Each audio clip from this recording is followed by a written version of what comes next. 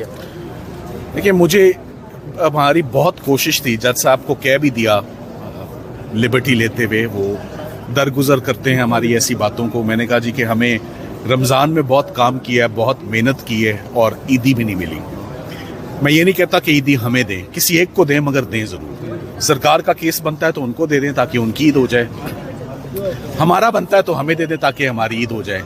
ये जो स्टेटस को है ना कि ना आपकी ईद ना उनकी ईद, ये मुनासिब नहीं है। तो ये मैंने उनको आगाज़ में ही मैंने अपना जो एक दलाइल शुरू करने से पहले एक नुक्ता दे दिया कि सर, जब पूरा रमज़ान काम कर रहे हूँ तो घर जाते हुए घर वाले भी पूछते हैं क्या लाए हो, तो अगर मैं कहूँ जी तारीख, तो मज़ा किरकिरा रह जाता है। बहरहाल हर चीज़ का एक वक्त मुकर्रर है, बड़ा सीरियस केस है।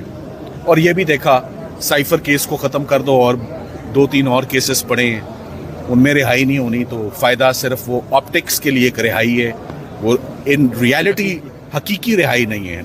मुझे हकीकी रिहाई इनकी एक ये डिले करना था कि ईद पर ना जाएं, चलें, वो भी हो गया पूरा काम। तो अब ईद के बाद कैसे रखेंगे आप?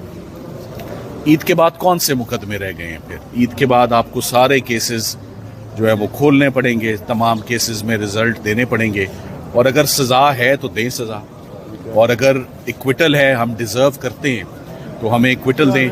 मैं यही कहना चाहूँगा, हमने कोई एंगल, कोई एस्पेक्ट इस मुकदमे का, हम यूजुअली वकला एक केस को 70-80% झंझोड़ के ना छोड़ देते हैं और बरियत हो जाती है।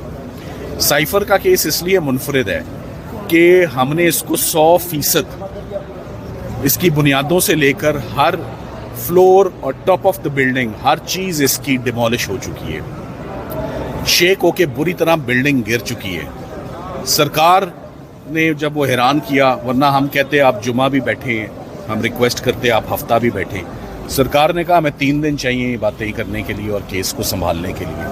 तो 3 दिन बड़ा टाइम होता है, एविडेंस तो सारा पढ़ा जा चुका है, तमाम चीज़ें उनके सामने थी। मगर आज जो मेन बातें सामने आई कि जज साहिबान ने कल फरमाया था कि मेन केस पे तो हम मुतमईन हैं, आपने असिस्टेंस हमें दे दी है, फैसला उनके माइंड में है। मेन जुर्म के ऊपर, जो छोटा जुर्म है उस पर हमें आप गाइड करें कि ये जो आपने साइफर रिटेन किए रखा और लापरवाही की, इसका जवाब दे दें। सो आज बात वहीं ख़त्म हो गई जब जज साहिबान ने खुद इस बात पे मुझे मेरी रानुमाई की कि साइफर की इंटरेस्टमेंट और वो सौंपा गया मिस्टर आज़म खान को। जब हमने चार्ज पढ़ा तो जज साहब ने लिखा हुआ था कि साइफर सौंपा गया और उसकी इंटरेस्टमेंट हुई इमरान खान को। तो जब इंटरेस्टमेंट इमरान खान को हुई तो मैंने कहा वो आप डॉक्यूमेंट, वो सबूत वो सामने ले आएँ कि इमरान खान साहब को 9 तारीख को साइफर कब सौंपा, किसने सौंपा, वो चेन ऑफ कस्टडी जो है वो दे दें। तो उस पर मुकम्मल खामोशी थी। और साइफर तो 8 तारीख को दे दिया गया था। जज साहब 9 तारीख का कौन सा हवाला दे रहे हैं कि 9 को सौंपा गया। और इम्पॉर्टेंट बात यह है कि इमरान खान साहब ने अपनी duties as prime minister, despite the fact एक वज़ीर आज़म के सर पे या दिमाग पे बहुत सारी चीज़ें मंडला रही होती हैं, उन्होंने साइफर के केस में वो जब उसकी कॉपी नहीं मिली तो 28 तारीख को, उसी महीने 28 मार्च 2022 को मिनिस्ट्री ऑफ फॉरेन अफेयर्स को इंटीमेट कर दिया गया था कि हमारी कॉपी नहीं है, आप अपनी कॉपी ले आएंगे। वो अपनी कॉपी ले आए। तो उसके बाद मिनिस्ट्री ऑफ फॉरेन अफेयर्स का एक मैकेनिज्म है साइफर रूल्स के अंदर जो आज पढ़े गए, जो कि अभी तक सीक्रेट थे। वो रूल उनको मैंने बताया कि ये रूल 8.17 है, जो कहता है कि अगर साइफर गुम हो जाए या मिसप्लेस हो जाए तो क्या कार्रवाई करनी चाहिए। सो मिनिस्ट्री ऑफ फॉरेन अफेयर्स के अपने कानून में गुम होने की गुंजाइश मौजूद है और एक मैकेनिज्म है कि जैसे ही गुम होगा आपने फॉरेन डिपार्टमेंटल एक्शन लेना है, इंक्वायरी होल्ड करनी है, आपने आईबी को फॉरेन इन्फॉर्म करना है और आपने मिनिस्ट्री ऑफ फॉरेन अफेयर्स के सीनियर ऑफिसर्स के नोटिस में ऑफिशियली ये बात लानी है। ये चारों के चारों एक्शंस नहीं हुए। तो जब ministry of foreign affairs aggrieved नहीं है और इतना अरसा एग्रीव्ड नहीं रहा, तो फिर इस एफआईआर का, इस मुकदमे का, सो आज फाइनली जो हाथी के निकल जाने के बाद पीछे दुम बकाया था, वो दुम भी आज जो है वो उसका कुछ नहीं बचा। तो हमने उसको भी कहा कि एक एक लफ्ज़ को तो मैं दोबारा ये कहता हूँ कि हमने साइफर की इमारत का कुछ भी नहीं छोड़ा। हर एंगल, हर एस्पेक्ट क्रिमिनल केस को कहते हैं एक डेंट मारो केस को तो गाड़ी तबाह।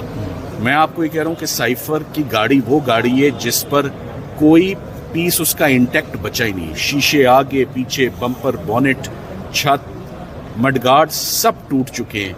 मगर चूंकि सरकार को मौका देना है, मैं चाहता हूं दे मौका।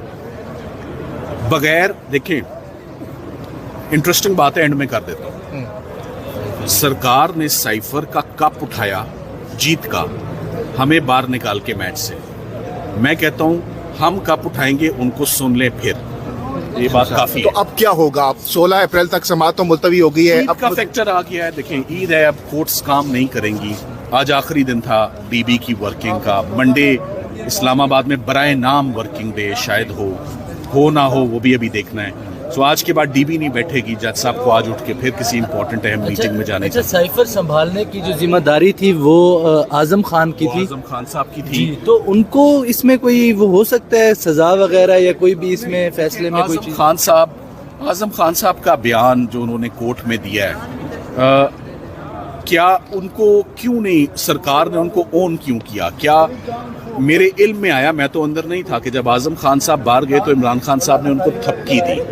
वो थपकी इसीलिए दी कि आपने हक अदा किया है। सो हक अदा यही किया, उन्होंने सच बोला। उन्होंने वो जो 164 का जबरदस्ती का बयान था वो कोर्ट में नहीं दिया।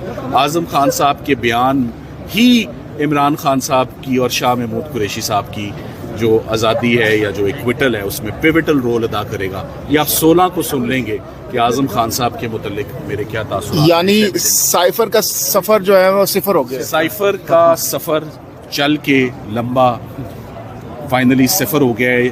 मुझे ये ड्यूटी चौधरी एतजाज़ अहसन साहब ने, हमारे बहुत सीनियर हैं, ये उन्होंने कहा था कि सलमान साइफर को सिफर कर देना। तो आई थिंक वो हो गया। ईदी नहीं मिली फिर आप लोगों को? ईदी नहीं मिली, ये दुख है।